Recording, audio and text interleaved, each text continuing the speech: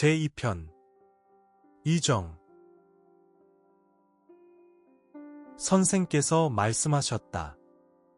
덕으로 정치를 하는 것은 마치 북극성이 제자리에 있고 모든 별이 두 손 모아 둘러서는 것과 같다.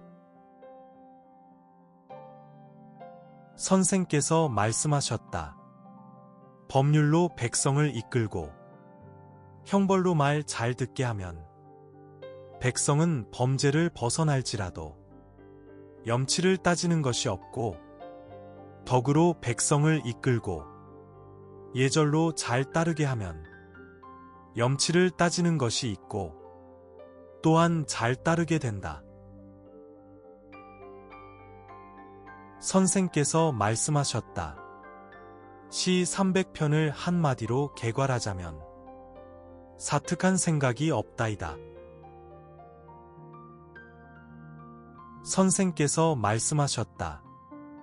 나는 15살 때 공부의 뜻을 두었고 30살에 자립했고 40살이 되자 사리에 분명하여 유혹받지 않았고 신이 되어 천명을 알았고 60살이 되자 무엇을 들으면 귀에 슬슬 들어왔고 70살이 되어서는 마음에 하고자 하는 일을 해도 법도에 어긋나지 않았다. 맹의자가 효란 무엇인지 물었다. 선생께서 말씀하셨다. 어김이 없어야 한다. 번지가 수레를 끌고 가고 있었는데 선생께서 그에게 말씀하셨다. 맹손이 효란 무엇인지 나에게 묻기에 나는 어김이 없어야 한다고 말했다. 번지가 물었다. 무슨 말씀이신지요? 선생께서 말씀하셨다.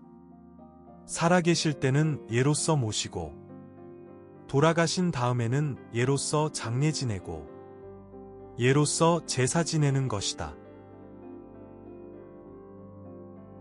맹무백이 효에 대해 물었다. 선생께서 말씀하셨다. 부모님이 오직 건강 문제만 걱정하시게 해야 한다.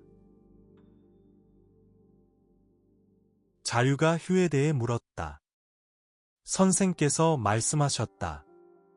오늘날 효라고 하는 것은 부양할 수 있느냐의 여부를 일컬는다. 개나 말의 경우에도 모두 부양할 수는 있다. 공경하지 않는다면 무슨 차이가 있을까? 자아가 효에 대해 물었다. 선생께서 말씀하셨다. 부모를 모시며 늘 기쁜 안색을 유지하는 것이 어려운 법이다. 일이 있으면 아들이 일을 하고 마실 것과 먹을 것이 있으면 어른 먼저 들게 하는 것만으로 효라고 여겼단 말인가? 선생께서 말씀하셨다. 그가 누구와 어울리는가 보고 그가 왜 그러는지 살펴보고 그가 무엇을 편안히 여기는지 관찰하면 된다. 사람이 어떻게 숨길 수 있을까? 사람이 어떻게 숨길 수 있을까? 선생께서 말씀하셨다. 옛것을 익히고 새로운 것을 알면 스승이 될 수 있다. 선생께서 말씀하셨다. 군자는 그릇처럼 되지 않는다. 자공이 군자에 대하여 물었다. 선생께서 말씀하셨다. 말에 앞서 먼저 실천에 옮기고 그 다음에 말이 뒤따른다. 선생께서 말씀하셨다. 군자는 단결하되 패거리를 짓지 않고 소인은 패거리만 짓고 단결하지 않는다. 선생께서 말씀하셨다. 배우기만 하고 생각하지 않으면 속임을 당하고 생각하기만 하고 배우지 않으면 위태롭다.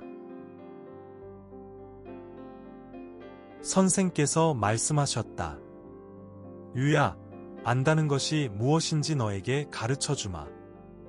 알면 안다고 하고 모르면 모른다고 하는 것. 이것이 아는 것이다. 애공이 물었다. 어떻게 하면 백성이 따릅니까? 선생께서 대답하셨다.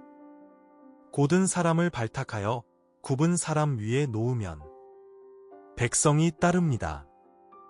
굽은 사람을 발탁하여 고든 사람 위에 놓으면 백성은 따르지 않습니다. 계강자가 물었다. 백성이 공경하고 충성하고 권면하게 하려면 어떻게 하면 되겠습니까? 선생께서 말씀하셨다. 백성에게 존중으로 다가가면 공경할 것이고, 효성과 자애로 다가가면 충성할 것이고, 선한 자를 등용하여 능력이 부족한 자를 가르치게 하면 권면할 것입니다. 선생께서 말씀하셨다. 사람이 되어서 신의가 없다면 그래도 되는지 모르겠다. 큰 수레에 큰 쐐기가 없거나 작은 수레에 작은 쐐기가 없다면 수레가 움직일 수 있겠는가? 선생께서 말씀하셨다. 제사를 지내야 하는 귀신이 아닌데 제사를 지낸다면 아첨하는 것이다. 정의를 위하여 나서야 할 상황을 보고도 나서지 않으면 용기가 없는 것이다.